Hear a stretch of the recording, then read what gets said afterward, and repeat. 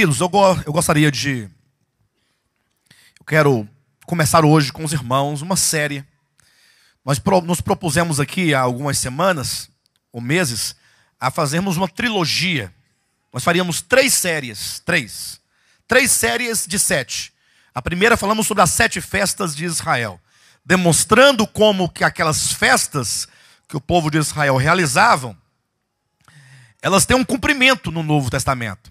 Então tivemos a compreensão, mediante a revelação do Novo Testamento, acerca daquelas festas, do seu significado e das bênçãos que nós temos em Cristo Jesus. Hoje queremos então começar uma nova série. Isso deve durar aí de 5 a 7 semanas, eu acredito. Vamos ministrar os 7 mistérios do reino dos céus, baseados aqui em Mateus capítulo 13. Os irmãos podem pegar suas Bíblias. Quero pedir a vocês que vocês acompanhem essa série, que vocês venham na semana que vem, venham na outra, venham todas as semanas, para que os irmãos possam progredir no entendimento. Nós temos aqui 7 parábolas em Mateus capítulo 13. Ainda que alguém, eventualmente, ao ler esse capítulo, diga que tenha 8 parábolas, porque me parece que tem uma parábola adicional aqui nesse capítulo, lá no finalzinho do capítulo, no caso, capítulo 13, né? Versículos 50 e 52, a parábola das coisas novas e velhas. Ora, alguém poderia perguntar, por que sendo 8 parábolas, o Senhor diz 7 parábolas que constituem-se em 7 mistérios do reino dos céus? É por um simples motivo, porque as 7 parábolas, que são, respectivamente, a parábola do semeador, a segunda parábola, a parábola do trigo e do joio, a terceira parábola, a parábola do grão de mostarda, e vem a quarta parábola, que é a parábola do fermento, a quinta parábola, que é a parábola do tesouro escondido, e então a sexta parábola, a parábola da pérola de grande valor, e por último a parábola dos peixes bons e dos peixes maus, ou a parábola da grande rede lançada ao mar. Essas 7 parábolas, elas formam um conjunto. Não são 7 parábolas isoladas umas das outras, mas são parábolas que, ao serem ditas pelo Senhor Jesus, elas traduzem uma série de revelações consecutivas e que constroem então toda a ideia acerca do reino dos céus. Jesus revela os mistérios desse reino mediante essas parábolas. No caso dessa última parábola, que é a parábola das coisas novas e velhas, essa parábola não entra no conjunto de 7, porque ela não acrescenta nenhuma revelação acerca do reino dos céus. Pelo contrário, é uma parábola de fechamento. Olhe na sua Bíblia para você ver essa parábola de fechamento dessa série de 7 parábolas. Mateus 13, versículos 51 e 52 diz assim: entendestes todas estas coisas? Ou seja, Jesus fala a parábola do semeador, a parábola do trigo e do joio, a parábola do grão de mostarda, a parábola do fermento. Ele fala a parábola do tesouro, a parábola da pérola, a parábola dos peixes. E depois pergunta, vocês entenderam todas estas coisas ditas acerca do reino dos céus? Aí Jesus continua dizendo, então lhes disse, por isso, todo escriba versado no reino dos céus é semelhante a um pai de família que tira do seu depósito coisas novas e coisas velhas. Ele diz então acerca de um tal escriba versado no reino dos céus. Ou seja, é alguém que tem uma compreensão acerca do reino dos céus. Esse escriba, essa pessoa que é douta, que é culta, ou que tem a compreensão, que tem a revelação, que tem o conhecimento acerca do reino dos céus, é comparado a um pai de família que tira do seu depósito coisas novas e coisas velhas. E eu sei que muitas pessoas já tentaram interpretar essa parábola das coisas novas e velhas. Alguns falam, não, as coisas velhas é o Velho Testamento, as novas são o Novo Testamento. Fica até legal, né? Fica até bonito essa ideia. Mas não está aqui em vista a questão Antigo e Novo Testamento, nas coisas novas e velhas. Mas é porque Cristo, ao revelar os mistérios do reino dos céus, ele o faz a partir das coisas velhas. Como assim? Ora, era comum a todos os judeus daquele tempo, naquela região, naquele lugar, ver passando um semeador lançando semente no campo. Então a imagem do semeador é uma imagem velha. É algo do cotidiano. Uma mulher em casa, né, mexendo uma massa e colocando o fermento para fazer o pão, era uma imagem conhecida, uma imagem velha. Então, todos os elementos, então, está lá o pescador que joga a rede ao mar e puxa aquela rede cheia de peixes. Ora, era uma imagem conhecida, uma imagem do cotidiano, uma imagem velha. Agora, transportar essas imagens para o plano do significado espiritual do reino dos céus são as coisas novas. Ou seja, como é que eu tomo coisas velhas e delas eu consigo abstrair um tanto de princípios e de verdades espirituais concernente ao reino dos céus. Essa transposição daquilo que é comum, daquilo que é do cotidiano, daquilo que está presente na vida das pessoas, transformar isso em conhecimento espiritual. Jesus, um grande sábio, certamente, não como qualquer outro sábio, mas Deus encarnado, cheio de sabedoria, ele conseguia traduzir coisas profundas e misteriosas a partir de elementos simples e mesmo coisas muito banais.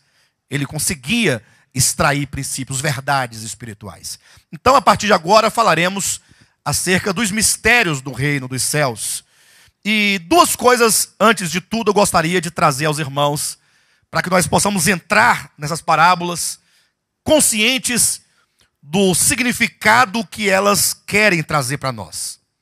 Quero trazer dois comentários aqui. O primeiro é acerca da revelação. Você vai carecer de revelação de Deus. Porque a despeito de nós aqui explicarmos cada uma dessas parábolas, é possível que você ouça e que você entenda com a sua mente, mas não entenda com o seu coração. Porque entender com o coração é uma questão de fé, é uma questão de vida, é uma questão de espírito, não está no âmbito do mero intelecto. Isso é porque a cultura, a tradição, mesmo a tradição religiosa, ou sobretudo a tradição religiosa, os costumes, aquilo que você cresceu a vida toda ouvindo, vão sedimentando no coração do homem um tanto de engano, de mentira, de inverdades, de heresias, de maneira que a pessoa acaba tendo agora uma grande fortaleza na sua mente, e ela então ela fica impedida de entender no coração as verdades de Deus. Então, se o Espírito Santo não limpar o seu coração, não quebrar essas barreiras que aí estão, você fatalmente não poderá receber essa revelação. E isso é o que está aqui no capítulo 13 de Mateus. A partir do versículo 10, Jesus diz assim, olha, ou melhor, está assim dito: então se aproximaram os discípulos e lhe perguntaram, por que lhes falas por parábolas? Ou seja, por que tu falas às multidões, aos homens, por parábolas? Uma pergunta boa, né? Por que tu não fala logo palavras tão claras e tão retas e tão evidentes que não careçam de interpretação? Por que tu estás sempre escondendo essas verdades por detrás de símbolos? E Jesus responde, versículo 11, ao que respondeu, porque a vós outros é dado conhecer os mistérios do reino dos céus, mas àqueles não lhes é isso concedido. Então comece tratando o seu coração desde agora. Nada de soberba, nada de austeridade. Seja humilde e diga, Senhor, revele-me então a tua palavra. Senhor, mostre-me, ilumina meu coração com a luz do teu evangelho, para que eu compreenda esses mistérios. Não fique confiando na sua própria carne, na sua própria sabedoria. Não pense você que o evangelho é como se fosse uma aula de filosofia. Não. O evangelho é espiritual, é o poder de Deus. É para a salvação de todo aquele que crê. Então você precisa se aproximar da palavra como quem busca receber de Deus, confia em Deus e peça: Senhor, revela-me a tua palavra. Versículo 12 ainda diz assim: pois ao que tem lhe será dado e terá em abundância, mas ao que não tem, até o que tem lhe será tirado. Por isso lhes falo por parábolas, porque vendo, não veem, e ouvindo, não ouvem, nem entendem, de sorte que neles se cumpre a profecia de Isaías: ouvireis com os ouvidos e de modo algum entendereis, vereis com os olhos e de nenhum modo percebereis, porque o coração deste povo,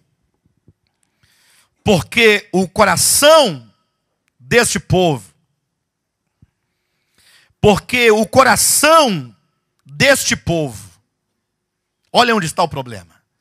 Porque o coração deste povo está endurecido, de mau grado ouviram com os ouvidos, e fecharam os olhos, para não suceder que vejam com os olhos, ouçam com os ouvidos, entendam com o coração, e se convertam, e sejam por mim curados. E aqui está, portanto, a ordem: ouvir com os ouvidos, ver com os olhos e entender com o coração. Quando você ouvir com os seus ouvidos, quando você vir com os seus olhos, e então você entender com o seu coração, haverá uma conversão. Só é possível se converter a Jesus Cristo. E a palavra converter deve ser entendida no seu sentido, próprio. É como que você estivesse com os olhos voltados para qualquer coisa, ainda que seja uma boa religião, ainda que seja uma boa igreja, ainda que seja uma boa denominação, seja qual for, ou seja o que for, mas num dado momento, porque você então consegue ver, porque você consegue ouvir, e porque você entende com o seu coração, então você converte-se. Você vai voltar agora a sua face, e o seu olhar, e os seus ouvidos, e o seu coração para o Senhor. Converter-se a Deus não tem relação quase nenhuma com o que chamam de aceitar a Jesus.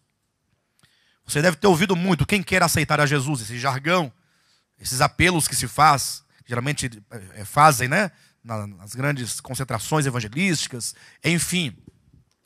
E é possível que muitos de fato tenham recebido a Cristo num ato de conversão verdadeira. É possível isso, lógico.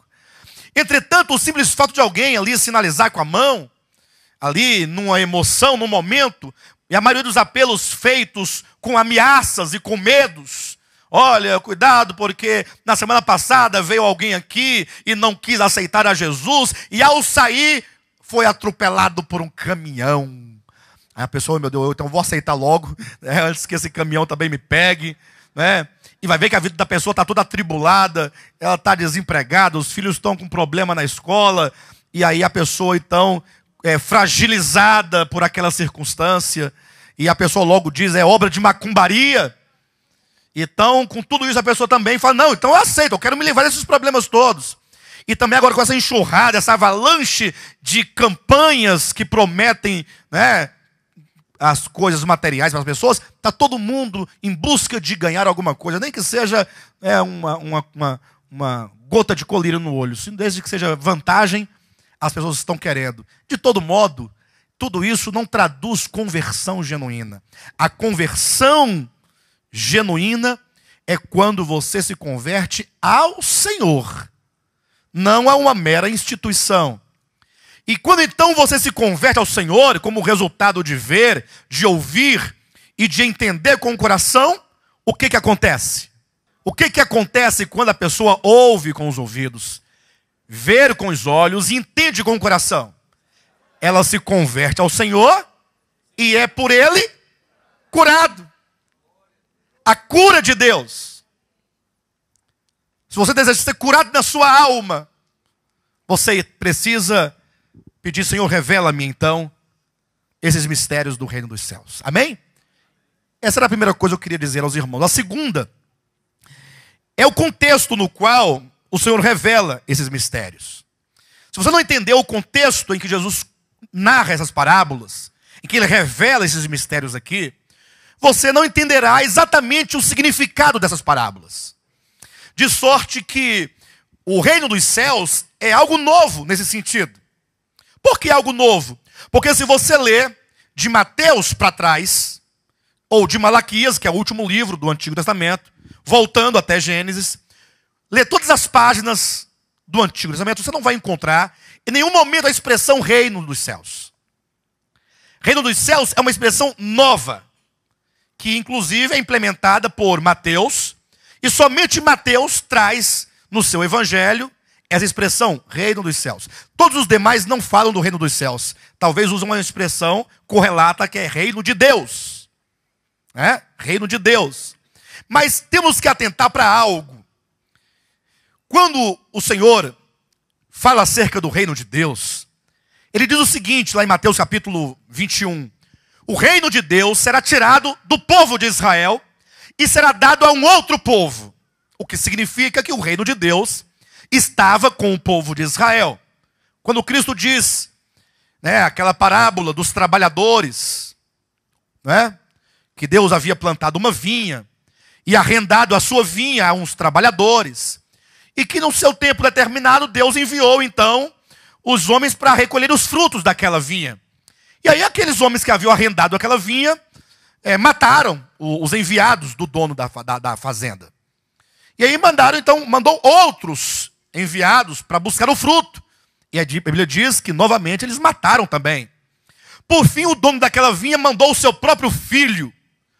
E aí aqueles que haviam arrendado aquela vinha disseram: este é o herdeiro, matemo-lo e nos apoderemos da sua propriedade. Essa parábola está falando de uma relação de Deus, o dono da vinha, com o povo de Israel. A nação de Israel eram aqueles a quem Deus havia entregue o seu propósito na forma ali de todos os rudimentos do templo, com as festas, com os ensinamentos, com os profetas e com a lei. De modo que Deus enviava de tempo em tempo os profetas, como quem busca frutos, como quem busca resultados. E aí diz a Bíblia, o próprio Jesus dizendo, o que o povo de Israel fez? Matava os profetas. Mataram muitos. O profeta Isaías, por exemplo, ele foi cerrado pelo meio. Cerrado no meio. Mas quem foi que cerrou Isaías ao meio? Olha, foi o rei Manassés. O rei de Israel. Rei. Do povo de Deus. De então. Então, por fim, Deus mandou o seu próprio filho. E o que a nação de Israel fez? Matou o Filho de Deus. E é nesse contexto dessa parábola de Mateus capítulo 21, que Jesus disse, o reino de Deus lhe será tirado e será entregue a um outro povo. Essas parábolas de Mateus 13 se enquadram dentro deste pensamento. A ideia que está lá em João capítulo 1, versículo 11, Jesus veio para os seus, mas os seus não o receberam. E agora então o Senhor, ele vai transferir esse reino que estava com o povo de Israel a um outro povo que não fosse o povo de Israel. E é nessa transferência de reino que o reino de Deus, ainda que sendo o reino de Deus, ele agora vai ganhar uma dimensão superior e será chamado de reino dos céus. Os irmãos entenderão por que o reino de Deus ganha uma dimensão maior agora nesse processo e ele passa então a ser chamado o reino dos céus. Mas vejam lá, o capítulo 13 tem por contexto o capítulo 12, certamente. E aqui nesse contexto, Jesus Cristo chega num dado lugar e ele expulsa um demônio de um homem. Pensa você comigo. E quando Jesus expulsa o demônio de um homem, Jesus o faz não simplesmente para expulsar o demônio, mas ele queria instruir, ele queria demonstrar algo com aquilo, ele queria demonstrar como que ele chegou no povo de Israel para trazer-lhes libertação. E assim como aquele homem, outrora possesso, agora estava livre da possessão, o povo de Israel também havia experimentado uma série de bênçãos. Jesus chegou lá, ele transformou água em vinho, ele curou cego, curou paralítico, curou leproso, ressuscitou mortos, foi fazendo uma limpeza no meio do povo de Israel. E então Jesus Cristo, naquele momento, dizia: olha para esse homem que está agora curado da sua possessão. O demônio, ele sai do homem, e ele anda por lugares áridos, procurando repouso. E não encontrando, ele diz para si mesmo: voltarei para minha casa de onde saí. E voltando, se ele encontrar a casa vazia, varrida e adornada, ele entra e leva consigo mais 7. Aí Jesus conclui, então, no versículo 45, dizendo: assim também acontecerá a esta geração. Eu quero que os irmãos entendam isso. Jesus Cristo veio para o seu povo Israel, para a nação de Israel, aqueles descendentes legítimos de Abraão, de Isaac e de Jacó.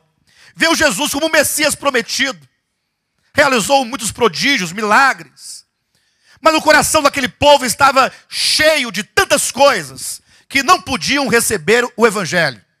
O problema estava no coração, de modo que naquele momento os judeus se levantaram e falaram assim: olha, este homem, ele faz esses milagres e prodígios pelo poder de Beelzebul.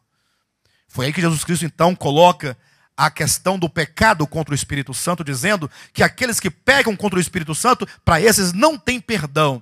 Ou seja, o capítulo 12 de Mateus situa um momento em que a rejeição do povo de Israel em relação ao Messias chega no ápice. Naquele momento, diz a Bíblia, Jesus estava dentro de uma casa, chegaram então sua mãe, suas irmãs e seus irmãos, e alguém lhe disse, falou: Senhor Jesus, olha, a tua mãe e teus irmãos estão lá fora, e eles estão te chamando. E é nesse momento que Cristo fala as palavras graves. Ele diz: olha, quem é a minha mãe? E quem são minhas irmãs? E quem são os meus irmãos? Eu estou situando os irmãos dentro de um contexto, para os irmãos entenderem o reino dos céus. Ele veio para o seu povo, aqueles que eram consanguíneos de Abraão, de Isaac, de Jacó, para os seus compatriotas. Mas agora, esses seus compatriotas simplesmente rejeitam o Messias. Seus corações estão endurecidos, eles não podem reconhecer, não podem receber o Messias. E Jesus então, neste momento, diz: quem são minha mãe, meus irmãos e minhas irmãs? Em outras palavras, ele quer dizer: a minha mãe e os meus irmãos e as minhas irmãs não são vocês, no sentido de que é carne e sangue, mas são meus irmãos e minhas irmãs, aqueles que fazem a vontade do meu Pai Celestial. Aqui está o momento de transição, quando Jesus Cristo então, com essas palavras tão graves, está dizendo: a partir de agora, eu não quero apenas me relacionar com aqueles que são meus irmãos segundo a carne ou segundo o sangue. A partir de agora, eu vou para outros lados, eu vou buscar aqueles agora que, independentemente de relação sanguínea comigo, não é uma questão mais humana, não é mais uma questão de descendência ou de ascendência, não é uma questão de humanidade, agora é uma questão de coração. Aqueles que creem, será feito então meu irmão, será feito a minha irmã, haverá agora uma família espiritual. E aí onde então entra o capítulo 13, com a primeira parábola. Por isso diz assim no capítulo 13: naquele mesmo dia, saindo Jesus de casa, assentou-se à beira-mar. E aqui eu faço uma pausa novamente, para fazer uma correção no pensamento. Isso porque existe uma corrente teológica que diz o seguinte, ela nega o fato de que o reino de Deus, ele foi transferido para o povo de Israel, ou do povo de Israel para um outro povo. São aqueles messiânicos que eles querem ainda colocar Israel numa mesma posição de antes, como se Israel fosse o centro da história e não Jesus Cristo. E, bem, não há o que se discutir com essas pessoas que pensam deste modo. O importante é que você verifique na Escritura que quem diz que o reino de Deus será tirado de um povo e entregue a outro foi o próprio Jesus. Então, se você quer discutir, discuta com Jesus Cristo. Chame na sua casa, sirva um cafezinho, um pão de queijo, aí diga para ele, por que você disse essa besteira? Bem, mas eu ainda vou ler o texto com os irmãos agora, para que você se certifique dessa verdade. Para que você não brigue comigo, você brigue com a Escritura. Mateus capítulo 21, versículo 43. Portanto, palavras de Jesus, vos digo que o reino de Deus vos será tirado e será entregue a um povo que lhe produza os respectivos frutos. Todo o que cair sobre esta pedra ficará em pedaços, e aquele sobre quem ela cair ficará reduzido a pó. Ou seja, Jesus está dizendo que ele é a pedra. Aqueles que creem nele serão edificados sobre a rocha. Agora, aqueles que não creem nele tropeçarão na rocha, e essa rocha, então, vai reduzi-lo a pó. Ele diz, o reino de Deus vos será tirado, e será entregue a um povo. Há ou não há aqui uma transferência do reino? Há ou não há? Está na Escritura. O reino foi tirado do povo de Israel, e dado agora a quem? Aquele que faz a vontade do Pai. É aos gentios, no sentido geral, né? Mas também não é a qualquer gentio. E se você falar aos gentios, quer dizer que um judeu estaria excluído? Não. Seja gentio ou seja judeu.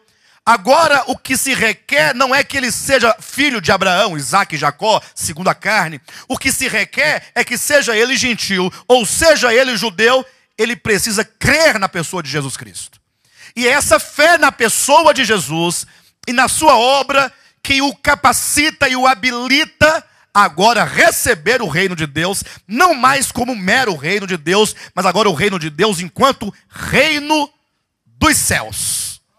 E é por isso que Jesus Cristo agora ele sai, capítulo 13 diz que naquele mesmo dia, saindo Jesus de casa, e esse gesto é muito significativo, porque ele está dentro de uma casa. Ele diz que agora o reino será dado a outra pessoa, ou àqueles que creem. Então esse gesto de Cristo, saindo de casa, representa a sua retirada e a sua condição de israelita com seu povo, e agora ele vai em busca de corações. Por isso que a parábola primeira é a parábola do semeador, como está no versículo 3 dizendo, eis que o semeador saiu a semear. E aqui começa a história. Jesus Cristo em busca de corações. Assim como o semeador, ele busca a terra para ali semear a semente. Jesus é o Filho do homem, é o semeador, que ele agora procura uma terra para lançar a semente. E diz que o semeador, ao sair a semear, ele vai descrevendo uma cena banal, mas ele vai elevar essa cena de sua banalidade para representar algo muito importante. Ele diz que o semeador saiu a semear, e ele observando aquela cena, ele diz, olha, uma parte da semente caiu à beira do caminho. E a terra era batida, porque era um caminho. Naquele caminho trafegavam animais, carroças, pessoas. E de tanto trafegar, aquele solo ficou batido, virou uma estrada. E agora a semente, ao cair naquele solo, ela simplesmente não tinha profundidade, ou mesmo ela não foi colocada dentro da terra, mas ficou apenas na superfície. E aí vieram os pássaros e comeram a semente. E diz que uma outra parte da semente caiu também em um solo pedregoso, em um solo em que havia pedras no seu interior, De maneira que a semente, ao cair naquele solo, é dito, logo nasceu. Mas porque não tinha raiz, não tinha profundidade, aquela plantinha morreu. Não foi adiante. Mas chegou a nascer, mas não foi adiante. Depois vem um terceiro momento, ele diz, e outra parte da semente caiu no solo, que estava cheio de espinhos. E nasceu, e foi crescendo, mas os espinhos logo sufocaram aquela plantinha, e a plantinha também morreu. E por fim é dito que uma parte da semente caiu numa boa terra. De maneira que não somente a semente germinou, mas ela cresceu, vigorosa, e ela produziu frutos, diz 30, 60 e a 100 por um. Ou seja, houve um resultado. Uma parábola que começa de uma banalidade. Banalidade que a que me refiro é algo mais comum, normal, e sem nenhuma importância, de fato, para quem quer que seja. Mas quando Cristo conta essa parábola, ele está dizendo acerca de uma obra espiritual, de se semear a palavra do reino. Veja você na sua Bíblia, no capítulo 13, versículo 19, que ele diz, olha, todos os que ouvem a palavra do reino e não a compreendem, vem o maligno e arrebata o que lhes foi semeado no coração. Este é o que foi semeado à beira do caminho. Ora, que semente é essa que Jesus Cristo fala que o semeador lançou no solo? Que semente é essa? O que a semente, ela significa? A palavra de quê? A palavra do reino. Pode observar se não está dizendo a palavra do reino.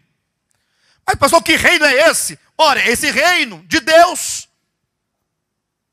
essa cidadania de Deus, em que agora todos que dele participam são filhos de Deus, porque essa semente não é uma semente de trigo, não é uma semente de milho, não é uma semente de feijão, mas é a semente do reino de Deus. Muitos falam do reino de Deus. O reino de Deus, o reino de Deus. Mas o que na verdade é esse reino de Deus? Ou o que se fazer para que você efetivamente seja um cidadão do reino de Deus e esteja inserido dentro do reino de Deus? E aqui a condição é você receber a semente no seu coração. É você ouvir a palavra, e a palavra do reino, e essa palavra entrar dentro do seu coração, e então o seu coração ser uma boa terra, para que sendo uma boa terra, então possa frutificar para Deus, possa dar fruto, possa ter resultados. O reino de Deus, a semente é a palavra do reino. A palavra que quando você ouve a palavra de Deus, e então você compreende essa palavra no seu coração, então, como diz o apóstolo Pedro, capítulo 2 de sua epístola, versículo 23, ele diz, a capítulo 1, versículo 23, ele diz que a palavra de Deus é uma semente de vida incorruptível que regenera o coração. E aqui começa uma grande diferença. Porque o povo de Deus, do Antigo Testamento, que era o povo de Israel, a despeito de terem todos os privilégios. Por que privilégios? Ora, porque Deus, mediante a aliança do Sinai, a aliança de Moisés, a aliança da lei, Deus constituiu aqueles descendentes de Abraão uma nação separada, uma nação santa.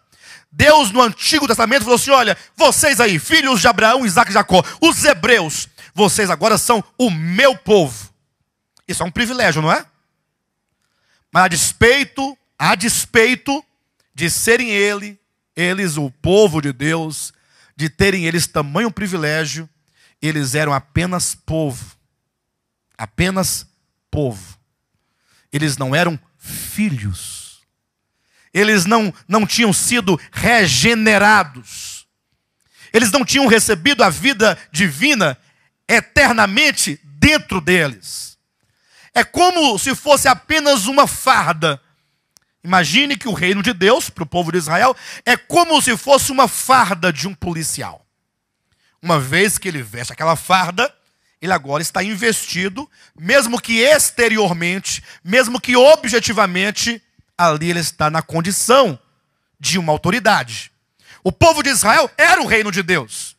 Mas é como que Deus tivesse colocado o reino sobre os seus ombros. Mas eles não eram o reino. Eles possuíam o reino. Deus havia delegado a eles a autoridade do reino, mas eles próprios não haviam sido constituídos no seu ser, na sua alma, no seu espírito, no seu coração, reino de Deus. E agora, quando vem Cristo, e Cristo é a grande diferença em toda a Escritura, porque o que é Cristo, na verdade? Ora, é Deus. Sim, mas o que mais? É Deus encarnado, é Deus habitando o homem. Não havia um homem ali chamado Jesus de Nazaré? Para quem as pessoas olhavam, e nele não via nenhuma beleza, nenhuma aparência. Não é? Um homem que é dito como uma raiz de uma terra seca, não tinha aparência, nem formosura, nenhuma beleza havia que nos despertasse a atenção, nada nele havia. Era um homem, nascido de Maria, crescido em Nazaré, nascido em Belém, chamado Galileu, um homem simples. Era um homem, carne, sangue, você podia tocá-lo, mas naquele homem, o eterno, o Altíssimo, o soberano, Deus habitava aquele homem. Então, Jesus é o protótipo desse reino de Deus, agora nessa nova modalidade, reino dos céus. Porque a natureza dos céus, agora não somente é transferida, mas é plantada dentro do homem. E agora o próprio Deus vai se amalgamar com o homem, no espírito humano. E o reino de Deus, então, não será mais uma região com um território delimitado. Não, essa terra santa, não existe terra na terra. Não existe território sobre a terra. Porque agora esse reino é dos céus. É de lá. Não existe mais um rei sobre nós, que possa dominar sobre nós, que se assente num trono, porque o rei é celestial.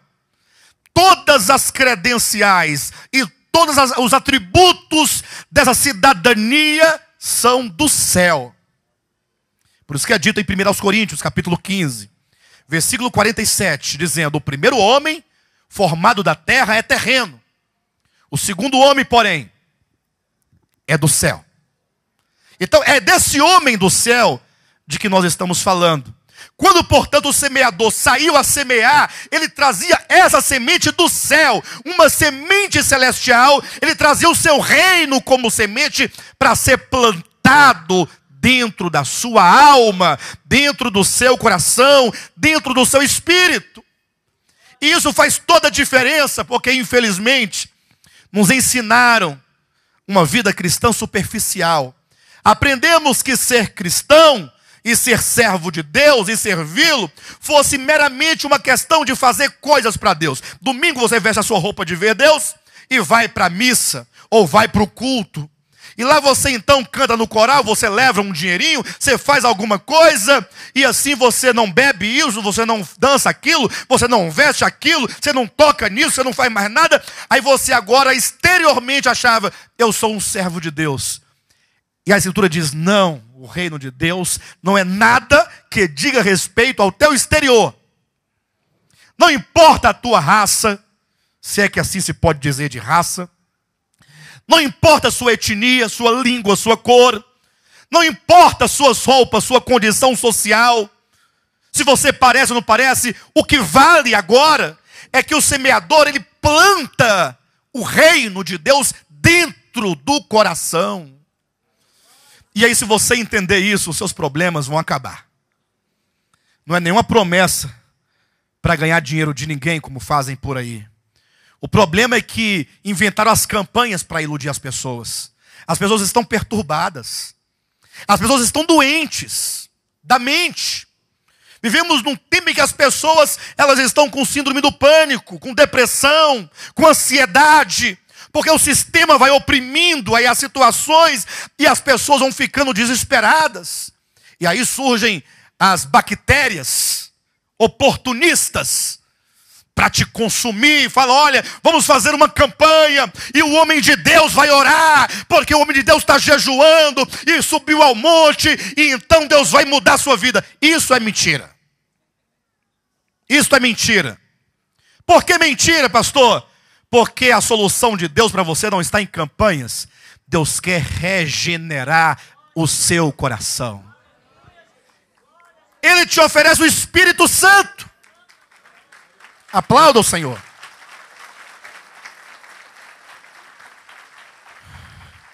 O que mais o homem pode fazer contra mim, ou o maligno pode fazer contra mim, se o reino de Deus está dentro de mim, e ele me fez o reino de Deus?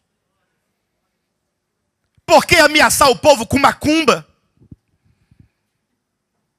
Por que ameaçar o povo com os demônios? Todo mundo com medo dos demônios, com medo de coruja. Com medo do mês de agosto. Com medo de gato preto. Cuidado, você pode ser processado. Por que você não tem medo do gato branco? Por que você só tem medo do gato preto? O que tem o gato preto? É um gato preto. Não, tudo isso é reflexo de uma cultura que vem lá de trás já. Sexta-feira 13. Tem gente que nem sair de casa para não bater o carro. Né? E fica na cama para não quebrar a perna.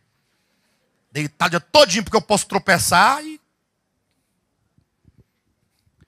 Colossenses capítulo 1, versículo 13.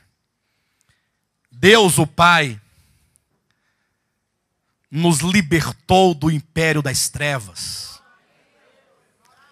e nos transportou para o reino do Filho do seu amor. Deus, o Pai, ele liberta aquele que crê no seu Filho.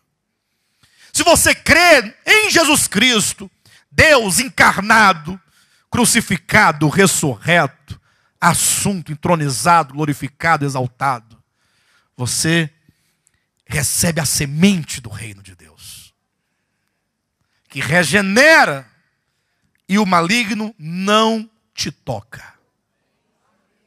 O maligno não lhe toca. E se o pastor falar que você está amaldiçoado, você diga para ele, o maligno não toca no reino dos céus. Se ele fala, não, mas é porque eu sou homem de Deus, você diga, o maligno não toca no reino dos céus. Diga, eu estou no reino de Deus. Diga, eu fui constituído reino. Olha para os irmãos terem uma ideia, Apocalipse capítulo 1. Apocalipse capítulo 1. Versículo 5. E da parte de Jesus Cristo, a fiel testemunha, o primogênito dos mortos e o soberano dos reis da terra, aquele que nos ama e pelo seu sangue nos libertou dos nossos pecados e nos constituiu reino, sacerdotes para o seu Deus e Pai, a ele a glória e o domínio pelos séculos dos séculos. Amém. Diga assim, aquele que nos ama e pelo seu sangue me libertou dos meus pecados. Você foi liberto dos pecados.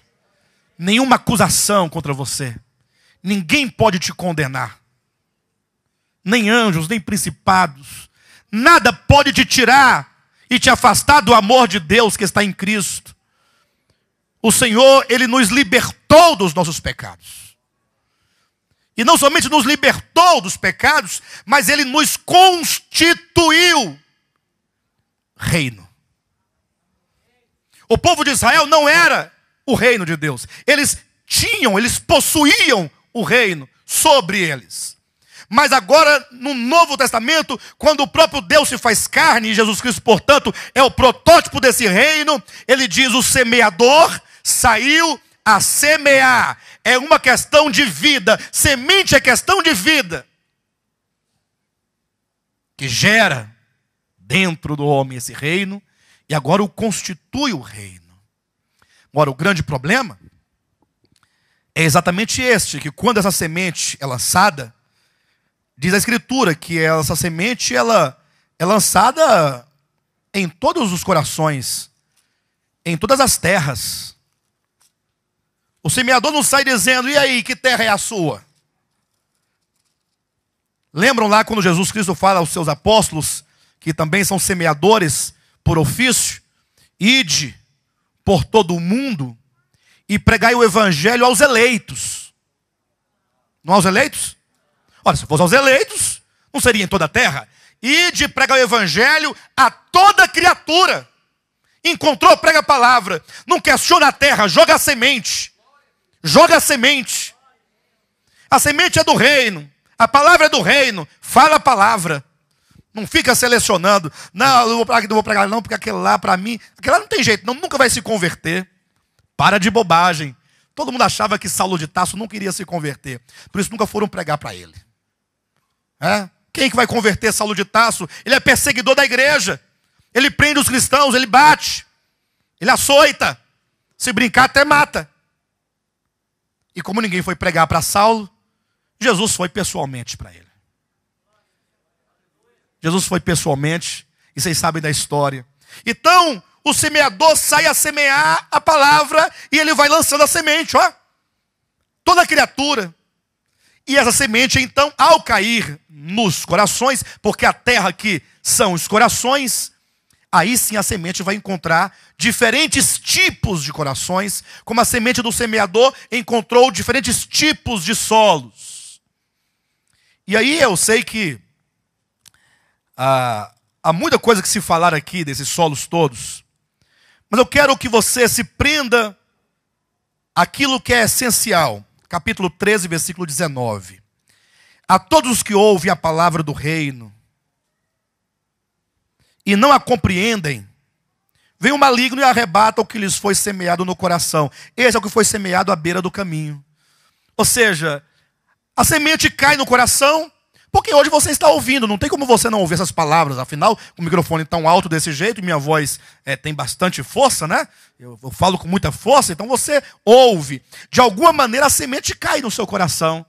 Só que talvez você seja daquelas pessoas que não dá a mínima importância para essas coisas. A semente cai, ela fica por aí mesmo, jogada em qualquer lugar, coisa de só menos importância. E aí então, quando você sair daqui, que chegar em casa, a semente já não está mais no coração, ela já saiu.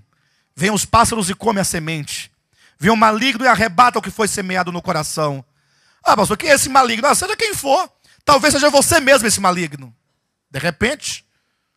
Ou o próprio maligno, que seja o maligno, que seja qualquer coisa. O que importa no texto é que essa palavra cai no coração e logo ela já foi levada, já não está mais no seu coração. Porque você não está preocupado com o reino de Deus. Está preocupado mais com a sua própria vida, com as suas próprias coisas, com o curso desse mundo, porque essa semente caiu aí à beira de um caminho. Você está pouco preocupado com a semente, você está viajando, está caminhando, você está andando, está transitando, e você então não dá nenhuma importância. A semente é o reino de Deus, é a palavra do reino. A semente é boa, mas essa pessoa que apenas ouve deste modo, ela não será regenerada.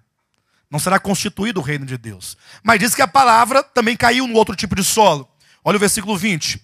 O que foi semeado em solo rochoso, esse é o que ouve a palavra e a recebe logo com alegria. Atenção, eu quero que vocês percebam cada detalhe. No primeiro tipo de solo, versículo 19, diz que aquele coração em que caiu a semente à beira do caminho, são os que ouvem a palavra e não entendem. Pastor, não entendi nada que você falou. Você falou, entendi nada. Mas será que o problema está nas minhas palavras? Será que eu estou falando coisas tão difíceis que vocês não conseguem entender? Será que não é possível que eu estou explicando detalhe, falando, e vocês não entendem nada? Será que o problema não está no seu coração? É estranho estarem duas pessoas, uma ao lado da outra, no mesmo ambiente, uma entender e a outra não entender. Isso é estranho. Não é porque você tem falta de capacidade de entendimento. Não! Olha para o seu coração. Não entende. Se você está nessa situação, clama. Pede misericórdia para Deus. Mas é dito também no versículo 20 que o que foi semeado em solo rochoso, esse é o que ouve a palavra. O primeiro não entendeu, não foi? O primeiro entendeu? O segundo, ele ouve a palavra e recebe logo, com alegria. Não é dito que ele entendeu. Ele também não entendeu, não. Mas ele achou uma coisa boa. Ele sentiu uma alegria. Ele foi empolgado, né? Ah, legal, esse povo animado, palavra animada, louvor animado, um povo bonito, tem até umas gatinhas lá, uns gatinhos, umas coisas, tal. A pessoa, ela recebe com alegria. Ela pega, recebe, quer para si, mas ela não sabe do que se trata, ela não tem ideia do que se trata. Você talvez não sabe exatamente o que é servir a Deus. Você está empolgado com muitas coisas. Você não sabe que reino de Deus é compromisso com o reino de Deus. É compromisso com Deus. É vida com Deus. Você não entende. Você está apenas empolgado. Esse aqui não entendeu a palavra do reino. Ele não sabe que logo virá o sol. Isto é, logo virá as provações. Por causa da palavra. E como você está envolvido no meio do povo, você também será provado. Olha o que diz o texto no versículo 20. O que foi semeado em solo rochoso, esse é o que ouve a palavra e recebe logo com alegria, mas não tem raiz em si mesmo, sendo antes de pouca duração. Em lhe chegando a angústia ou a perseguição por causa da palavra, logo se escandaliza. Começa empolgado, vai, daqui a pouco o que foi? Não é para mim não, esse negócio de não é para mim.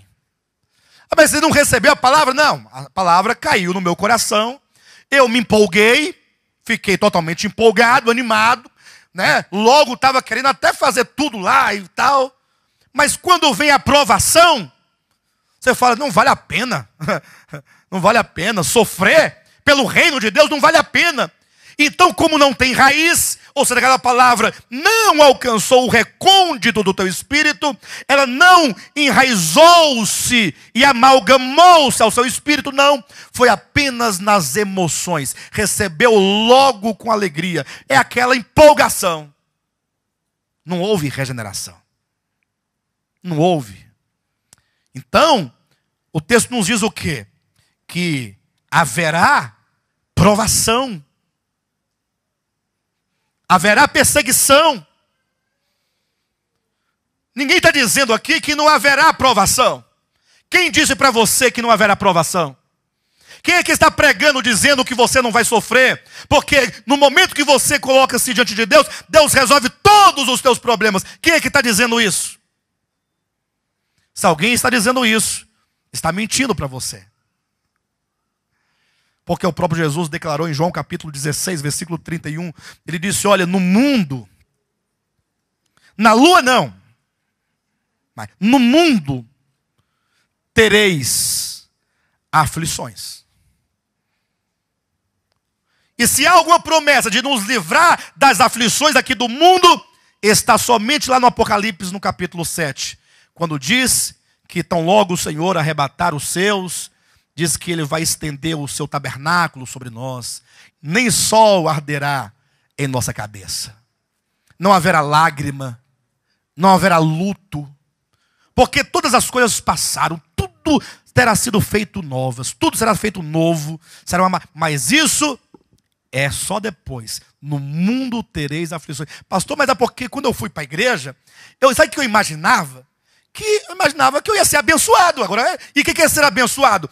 Ser abençoado, dizem, é você ser próspero na saúde, é você ser próspero no seu bolso, no cartão de crédito, no seu salário, é ser próspero na sua fazenda, é ser próspero em todos os sentidos. Você se torna um intocável de Deus, dentro de uma redoma, e você agora está ali sendo alcançado com toda sorte de bênção de todo tipo. Se alguém diz isso para você, mentiu para você. Na verdade, ele te enganou. Na verdade, ele te enganou. E sabe por que ele falou isso para você? Porque ele queria o seu dinheiro. Porque para você ser abençoado assim, você tem que ser fiel nos dízimos. Olha a relação. Entenderam? Entenderam ou não? Hoje em dia se prega um evangelho sem luta, sem provação, sem aflição. Isso é um engano. Está aqui, ó. A pessoa ouviu a palavra, logo recebeu com alegria, se empolgou. E aí veio o sol, que esquentou sobre a plantinha. Aí Jesus disse, esse sol são as provações. E aí muitos, quando veem as provações dos filhos do reino que estão no mundo, e as provações acontecem exatamente por causa desse contraste. Filho de Deus no mundo. O mundo não ama os filhos de Deus. O mundo não ama. O mundo odeia os filhos de Deus. A luz não pode amar as trevas. Você será perseguido. Mas Jesus disse, mas tenha de bom ânimo. Se anime, meu irmão. Enfrenta as lutas. E você vai vencer porque eu venci, disse Jesus.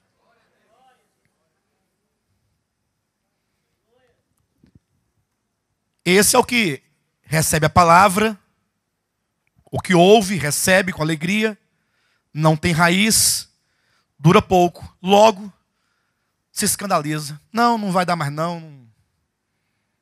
Foi só um entusiasmo meu. Já passou, acabou, não dá para continuar. E se esquece que o apóstolo Paulo um dia disse, na sua carta a Timóteo, salvo engano, ele disse, olha que o Senhor nos deu a graça não somente de sermos salvos, mas também de padecer com Ele, ou de padecer as provações. Então o reino de Deus tem essas coisas. Isso porque é inevitável o fato de que os filhos de Deus, o reino de Deus estará no mundo. E o mundo é contrário aos filhos de Deus. O versículo 22 diz assim, o que foi semeado entre os espinhos é o que ouve a palavra. Observa que no primeiro não entendeu a palavra. No segundo não diz que ele entendeu,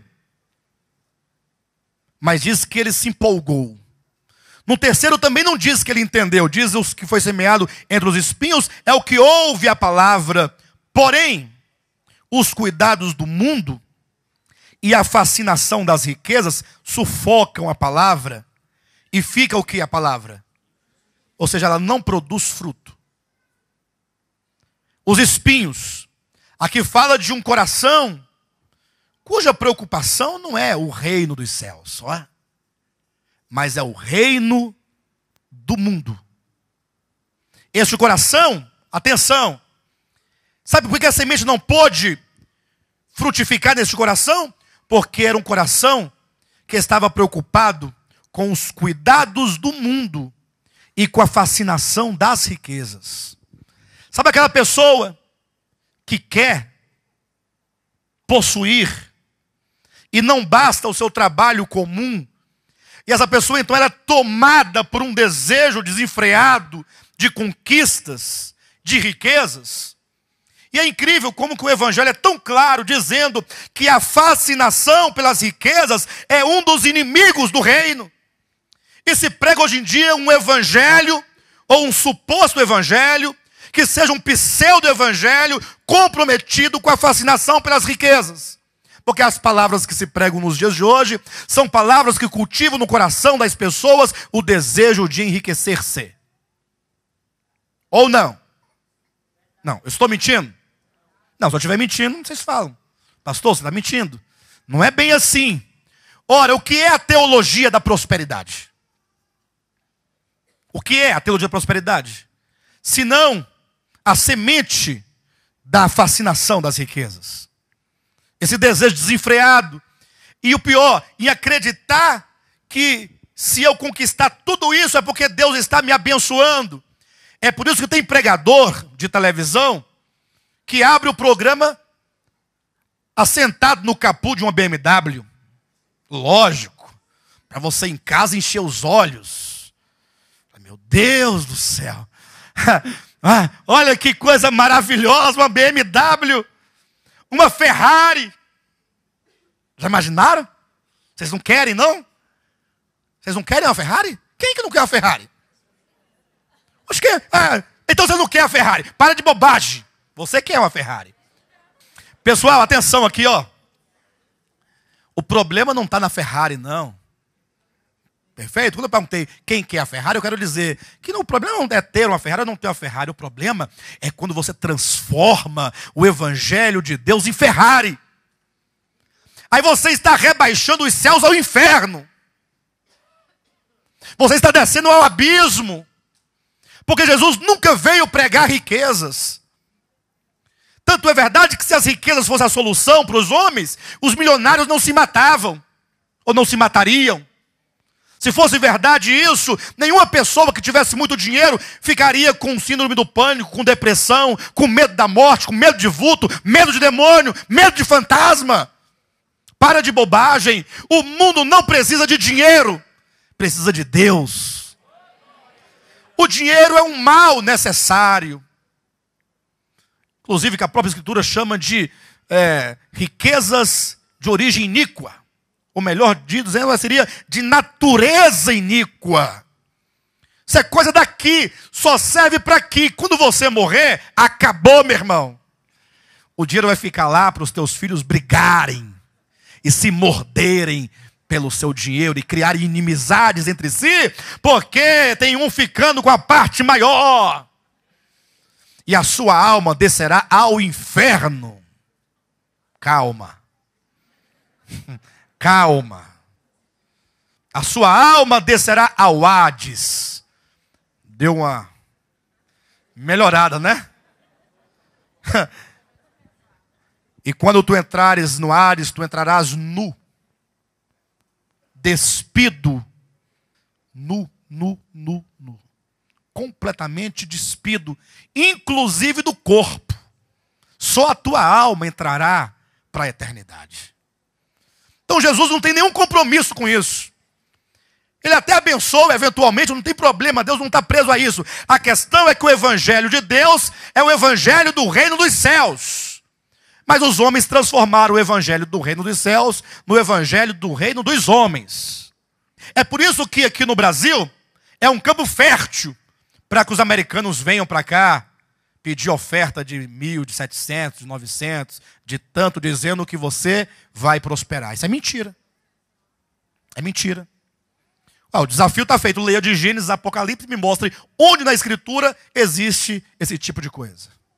Vão encontrar 2 ou 3 textos, né? Uns 2 no Antigo Testamento, que se refere à Antiga Aliança, que lá está fora porque nós estamos na Nova Aliança. Talvez encontrará um no Novo. E esse que encontrará no Novo, a questão que quem semeia muito, colhe muito, quem semeia pouco, colhe pouco, de fato está no Novo Testamento, mas há um erro de entendimento do texto. Porque em nenhum momento do texto se diz que você deve ofertar 1.000 para ganhar 10.000 para ficar rico. Lá diz que você semeia 1 grão para colher 10 grãos. Para que tendo 10 grãos, você possa dar 5 para o outro que não tem nenhum grão.